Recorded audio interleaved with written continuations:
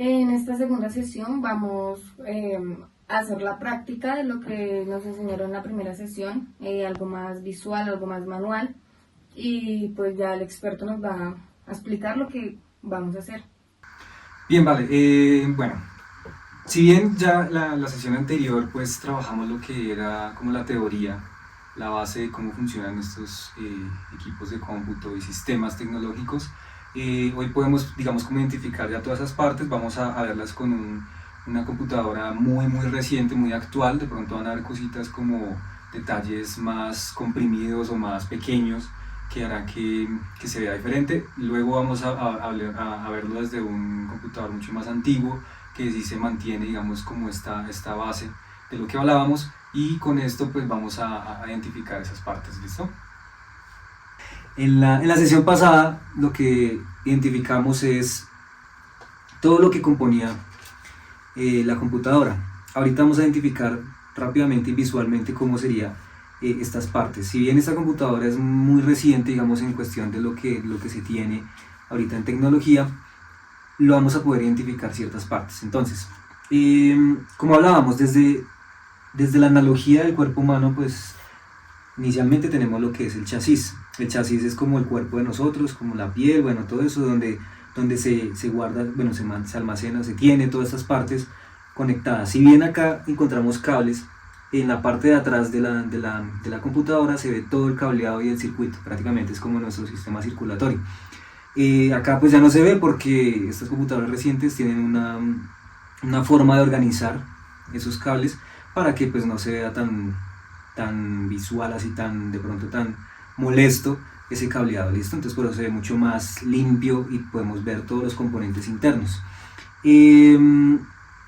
Aquí podemos visualizar lo que es la fuente de poder, y acá van a encontrar cables que, pues bueno, si la destapamos se van a encontrar esos cables como el circuito de conexión en la computadora. Entonces esta fuente de poder tiene ciertas capacidades. Por ejemplo, esta tiene 1200 watts que permite poder manejar lo que es tarjetas de video, manejar procesos fuertes, procesos complejos, digamos, en cuestión de resultados, de funciones y de programas pesados o tecnología pesada, videojuegos y simuladores. Si bien este equipo no tiene una tarjeta de video que se tendría que ver en esta parte, hace falta, digamos, implementarla. Ya está listo para poder hacer eso. ¿Por qué? Porque la fuente de poder, la energía que le podría prestar, digamos que suficiencia a eso, pues ya está lista para ese proceso. ¿Bien? Entonces, también podemos identificar lo que es, por ejemplo, esta parte, estos tubos y esta rejilla. Eso es un sistema de refrigeración. Si bien los computadores antiguos van a notar que se va a ver un ventilador o se va a ver varios ventiladores, eso ayuda a todo el tema de refrigeración del equipo. Estos ventiladores ayudan también a poder darle como un flujo de refrigeración al equipo. ¿Y eso en qué resulta? O sea, ¿cuál es, digamos, como el uso, digamos, en una computadora?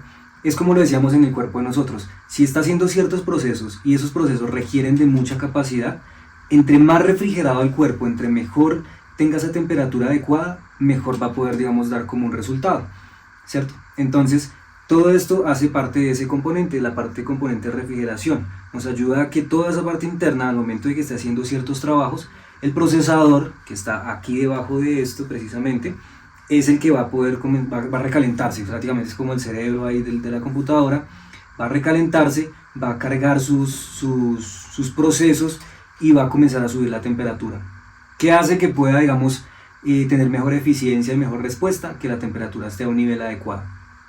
Si lo llevamos, por ejemplo, a la base de lo que es la inteligencia artificial, que es un tema que hoy se ve muy encima, o un teléfono celular, al momento de que uno lo ponga, por ejemplo, bajo el sol y él comienza a recalentarse, comienza a ponerse caliente el celular, probablemente lo que vas a ver es que se comienza a poner lento el sistema y va a comportarse de una forma muy lenta. En la inteligencia artificial también pasa lo mismo. Cada respuesta, cada pregunta que le hace a la computadora, que en este caso pues es por medio del celular, pero él se conecta a computadores como estos, en otros lugares, cada respuesta y pregunta va a generar un recalentamiento interno, y eso es lo que hace que, por ejemplo, si han escuchado en noticias que hablan de que la inteligencia artificial consume agua o consume necesita, claro, porque necesita una refrigeración. De hecho, esta refrigeración es líquida, aunque no se vea el líquido internamente. Esta refrigeración él está haciendo un proceso cíclico líquido en donde está buscando refrigerar el procesador en el momento en que haga los cálculos. Bien, también podemos identificar las memorias RAM. Las memorias RAM son estas que están acá blanquitas y tienen, digamos, en este caso este computador tiene más opciones para poder, eso se llama expansiones, para poder aumentar esas capacidades, ¿sí? Hablábamos de que en la sesión anterior hablábamos de que la memoria RAM pues es esa memoria como aleatoria pero temporal, en donde se guardan procesos. Si lo llevamos a una práctica, digamos cuando estamos trabajando en una computadora, es tan sencillo como decir, cuando abro un archivo de Word, un archivo de Excel, un navegador como Google Chrome, todas esas cosas que se están abriendo en ese momento se están guardando y se están almacenando en la memoria RAM, porque es temporal. Al momento de que lo apaguemos, claro, cerramos todos esos procesos y ya no van a estar ahí, digamos que almacenados en eso. Entonces esa memoria RAM lo que hace es eso. Un videojuego, cuando entramos a un videojuego, él tiene que cargar todos los planos visuales, que los muñequitos estos, los gráficos, todo eso se carga sobre la memoria RAM. Ese mapa interactivo se carga sobre la memoria RAM porque estará solamente por un momento temporal, porque pues cuando uno está jugando, sí, claro, va moviéndose en el mundo 3D, se podría decir, y al momento en que se va moviendo pues va cargando ciertas cosas. Por eso hay equipos antiguos, se veía que a veces se veía como mientras la carga comenzaba a ejercerse, se veía como una forma más borrosa, se podría decir. Pero ya equipos más nuevos, ellos tienen, digamos, como procesos más inteligentes para poder cargar todo ese mapa, mostrar las materias y mostrar todo el tema de gráficos, y así poder mostrarnos, digamos, todo ese mapa completo. Al momento de que ya se cierra ese juego y todo eso, esa memoria se libera. Al momento de que yo ya cierro el Word, el Office para hacer documentos y todo eso, esa memoria se va descargando, se va soltando, se va cerrando. Entonces, claro, si yo tengo una memoria RAM, por ejemplo, como pasa en un celular, que ustedes compran un celular y tiene una memoria RAM de 4 GB o de 8 GB, probablemente esa va a ser la capacidad máxima que va a tener de abrir aplicaciones al mismo tiempo. Porque en el momento en que se abren más y más, el computador o el celular se puede poner lento. ¿Por qué? Porque la capacidad es muy limitada. En este caso, pues ahí tiene mucho más capacidad, o se puede incluso expandir. En un celular ya no se puede expandir, por ejemplo. ¿Listo? Esa es la memoria RAM. Ahora, si pasamos al tema de la fuente de corriente, pues ya le hablamos de que es el tema de la energía. Esta tiene una fuente de corriente de ciertas capacidades en wattaje. También podemos hablar del tema almacenamiento. El almacenamiento sí se ve acá mucho más pequeñito, porque pues estas tecnologías ya son mucho más minimizadas y comprimidas. Si bien acá tiene el almacenamiento que puede tener 10 computadoras del día del común, pero los tiene minimizados en esos chips, en esas memorias pequeñas que tiene. Y como hablamos, esta placa grande es la tarjeta board o motherboard o tarjeta madre, que lo que busca es poder compilar y poder conectar todo al mismo tiempo, ¿sí? Entonces básicamente ya tenemos lo que podría ser lo que hablábamos en un principio. Podemos representarlo ya de una forma mucho más visual. Listo, entonces bueno, ¿preguntas o algo que tenga por ahí? Esta computadora como tal, ¿para qué se utiliza? ¿Para qué se utiliza? Listo, digamos que esta computadora, así como se ve, digamos, está diseñada para todo el tema de lo que es los videojuegos y trabajos de aplicaciones pesadas, porque realmente pues digamos que la configuración que tiene y todo eso, la tecnología que tiene es precisamente para eso. Si bien una computadora de estas en el mercado puede costar mucho, eso sí es verdad, pero va en relación de eso, va en relación de la carga que se le puede dar. Se tiene una carga mucho más completa. Por ejemplo, es lo que hablamos de un disco duro de almacenamiento de los antiguos, se podría decir, ya equipos antiguos, y ya viene, digamos que en este caso ya representado en este chip. Ya todo se minimiza a eso, incluso en un celular es mucho más pequeño todavía. Eso en la memoria se representa, pero al final esto es el tema de almacenamiento a largo plazo. Por eso él se mide ya no se mide en bits como hablábamos o en sistema binario, sino ya se habla pues por la cantidad, ya se habla de terabits o terabytes, que ya serían 1 millón de esos mismos bits. Entonces básicamente eso es como la capacidad que se puede leer. Eso lo vamos a hablar después en el tema de almacenamientos y tema como de los números que se trabajan en la computación. Este sistema de refrigeración, ¿se tiene que cargar o ya con el que viene ahí, o sea, dura siempre? Listo, realmente un sistema de refrigeración funciona como, este sistema de refrigeración se puede hablar que es como la analogía de lo que era el sistema de refrigeración de una nevera, por ejemplo. La nevera es esto, realmente es esto, es una placa en donde él busca tener no es agua como se entiende que es un CO2 normalmente en el ambiente, sino cuando se habla de agua refrigeración líquida, es un líquido especial, no es digamos como tal agua a la que se bebe, ¿sí? Es un líquido que en este caso él está compuesto con ciertas reacciones químicas, lo que hace es que genera un proceso. Entonces, ¿cómo funciona? Es muy interesante porque el funcionamiento de esto es cíclico en el sentido de que, claro, uno dice, bueno, pero si el líquido se puede acabar. No. ¿Qué es lo que pasa? Al momento de que esto se calienta, el procesador que está acá debajito, si lo retiramos después lo vamos a ver, es un chip cuadrado, lo vamos a ver después en el otro equipo. Cuando se recalienta ese procesador por estar haciendo sus trabajos, sus procesos matemáticos y todo esto detecta que se está levantando la temperatura. Al momento de que se levanta la temperatura, ¿qué hace? Incluso lo hace una moto, lo hace un carro también. ¿Qué hace? Él busca refrigerar y mantener eso. Ahí viene el líquido refrigerante. En teoría, bueno, en caso de un carro y de una moto sí se tiene que hacer un cambio de líquido refrigerante. En este caso, esto es mucho más inteligente porque lo que pasa es que se activa este proceso de que necesita calentamiento, se activa ese líquido interno que tiene, él lo pasa, lo manda acá, lo transita como agua prácticamente, porque es líquido al final, refrigera y en la otra manguera se devuelve. Al momento de que se devuelve, claro, ¿qué es lo que pasa cuando se refrigera o cuando se calienta algo, cuando se calienta el líquido? ¿Cuál es el resultado? A nivel de ciencias naturales y todo eso, se evapora, ¿cierto? Y esa evaporación la recoge la otra manguera, volviéndola después a un estado líquido. Y ese es el ciclo que genera, ¿cierto? Entonces, claro, al final el líquido se reutiliza y no es necesario estar haciendo, digamos, que un cambio a largo plazo.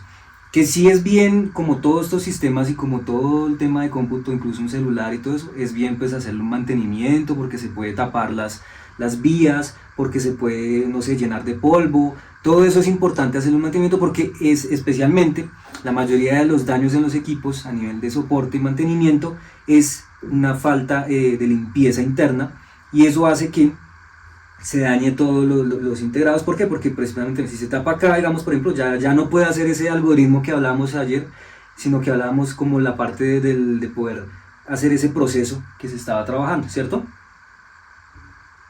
Yo tengo otra pregunta. A una computadora tan actualizada, tan moderna como esta, ¿cuánto es lo mínimo que necesita de RAM? Por ejemplo, esta en este momento tiene 64 GB en RAM, por ejemplo, ¿sí? Que es como lo básico, digamos, que se podría trabajar, pero ya la RAM está basada en los procesos que se hace, ¿cierto? O sea, pues bien podría tener 2 GB de RAM y va a funcionar, o 1 GB de RAM y va a funcionar, pero el problema es, digamos, qué procesos vas a utilizar. Si vas a utilizar, digamos, por ejemplo, aplicaciones o juegos muy pesados o renderizados muy pesados de arquitectura, de la parte, no sé, bueno, financiera, estadística y todo esto, inteligencia artificial, por ejemplo, si se necesita mínimo, digamos que ese es como lo recomendable, 64 GB de RAM. De hecho, este puede ampliarse hasta 128, que es la capacidad doble, hasta 256 creo que es la capacidad que se puede aumentar de esto. Y eso ya va dependiendo de la tecnología que tiene interna. Entonces, todo depende también de mucho de qué funcionalidad es la que va a hacer uno. Entonces, por eso, en el momento de que uno vaya a adquirir una computadora, un celular, un televisor, uno también tiene que identificar cuáles van a ser, digamos, los usos que se va a dar, porque a nivel de esos usos, a nivel de que yo le exija al equipo, pues también tengo que darle ciertas características técnicas que haga que funcione mejor. Y sobre los códigos, porque solo tú nos diste la sesión pasada que solo se maneja ceros y uno, que solo se maneja ceros y uno y no puedo contar con un 2 o un 7. Claro, listo. Lo que pasa es que con el tema del sistema binario, como es un lenguaje que busca encendido y apagado, todo esto funciona de acuerdo a órdenes. Si yo le doy una orden, sería un encendido. Si ya esa orden, digamos, cambia, ya sería un apagado. Entonces él lo que hace es que combina todo ese lenguaje de una forma mucho más amplia, en el sentido de que, por ejemplo, si le hablara de forma técnica, que eso lo vamos a trabajar después, vamos a ver, identificar eso. Una letra de que uno toca en el teclado traduce a una secuencia de unos y ceros. Otra letra traduce a otra secuencia de unos y ceros, que al momento de tocarla hace esa función eléctrica, porque el teclado es eléctrico, claro, el teclado tiene una membrana que uno toca, y eso en teoría está haciendo un apagado rápido y encendido rápido, le está haciendo como lo que antes se conocía como el código Morse. No sé si de pronto en la antigüedad ustedes escucharon que existía una comunicación que era código Morse, que uno tocaba de pi, pi, pi, una cosita de ese tan, y de acuerdo a esos pitidos tenía un lenguaje. Así mismo funciona el 0 y el 1. Por eso digamos que no entra el 2 en este caso. Ahora, tecnologías recientes sí encontraron que se puede, digamos, trabajar eso. Ya no se le llama sistema binario, sino se le llama sistema cuántico binario, que se llama qubits. O sea, son 4 series. Y esas 4 series ya no sería encendido apagado, o sea, 1 y 0. No sería el 2, no entra el 3 ni entra el 4, porque eso ya es un sistema decimal que manejamos nosotros los humanos. Este es un sistema computacional que es unos y ceros, pero sí podría haber la inferencia lógica de que 1 y 0 funciona con 1 y 1 o 0 y 0, por ejemplo, ¿cierto? Entonces, al momento de que ya se genere esa configuración, o sea, esa probabilidad de que exista apagado, encendido, encendido, encendido, apagado, apagado, eso ya es una combinación de más lógica matemática, y al final traduce como un proceso mucho más amplio. Entonces, ¿qué es lo que pasa? Por ejemplo, que es algo como nuevo, pero pues es algo que de pronto no quiero enfocarme mucho porque de pronto es algo más complejo de entender.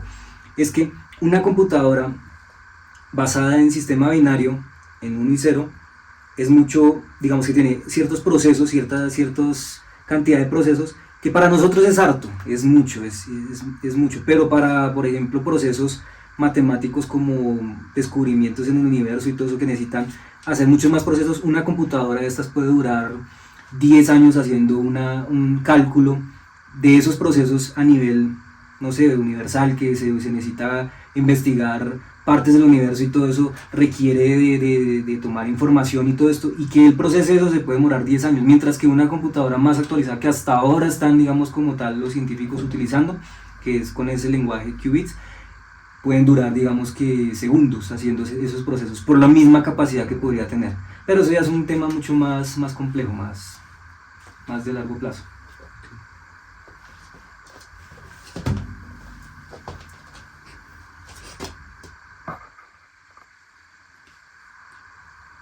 Y 17.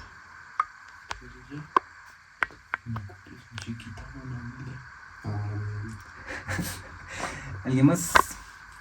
Chile. No, Aquí. no hay preguntas. Yo que no aporta yo. Ya.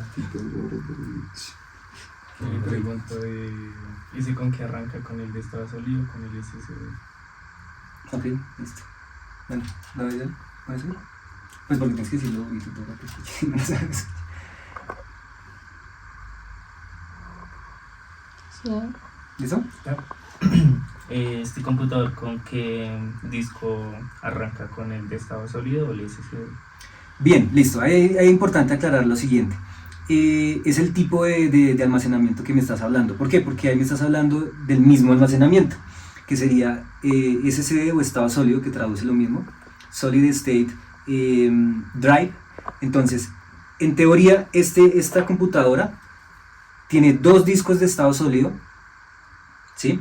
Uno que tiene una tecnología por chip y el otro que tiene otra tecnología diferente, se llama MV, y el otro se llama SSD SATA. Entonces, si bien los dos son SSD, que este sí es diferente porque este ya no es SSD, este sí es HDD, que significa Hard Drive Disk, entonces este significa que tiene una plaqueta interna y funciona de una forma magnética. Esa forma magnética hace que lea los archivos que tiene como una aguja, como anteriormente existían esos discos antiguos de de donde ponían jazz, música clásica y todo eso, ellos utilizan una agujita, ¿cierto? ¿Se han visto? Esos discos antiguos grandes, cosas que existen por ahí, bueno, en la antigüedad. Ellos utilizaron una agujita para leer esas canciones. Acá utiliza un sistema parecido pero magnético, haciéndolo un poco analógico, mientras que esto ya es mucho más digital porque es un chip completamente, ¿sí? Entonces, él arranca desde un SSD, que tiene los dos, uno que tiene almacenamiento y otro donde está almacenando el sistema operativo, que eso ya lo vamos a identificar más adelante cómo es que funciona la parte lógica y programación, ¿sí? Ahorita, en este momento estamos hablando de la parte física. ¿Y con qué arranca? Pues con un SSD. Ahora, para esto, como les decía, es para un computador más antiguo, por eso ya digamos que no se trabaja en este tipo de computadoras, porque lo haría muy lento, las velocidades cambian, y eso ya lo vamos a hablar cuando hablemos de números y velocidades, cómo es que funciona eso en la computación. ¿Listo? Algo de pronto que quiera como agregar es, por ejemplo, esta parte al momento de hacer al tocar, digamos, estas partes internas. Si bien yo tengo acá una manilla, eso se llama una manilla antiestática. ¿Por qué? Resulta que el cuerpo humano genera, como nosotros dentro del cuerpo humano tenemos electricidad, ¿sí? Que es la que mueve las neuronas y todo esto hace los procesos sinápticos, esa electricidad, al ser mínima, tiene una carga. No sé si ustedes han hecho el ejercicio del globo, que uno toca un globo y esta cosa y después va y pasa y le pone la mano a otra persona y pum, le pasa corriente, ¿cierto? Resulta que nosotros tenemos esa carga. Bueno, ahí en ese momento de lo del globo, la corriente, digamos que se maximiza, entonces por eso se siente así el taponazo de corriente. En este caso, no es que se maximice, es muy pequeña la carga, es incluso imperceptible para nosotros, pero si yo llego a tocar una parte de estas y tengo esa carga, puedo dañar el sistema porque podría ejercerle una corriente que no es la apta para él ya tiene un cálculo específico de corriente que necesita y por eso lo puede dañar, ¿sí?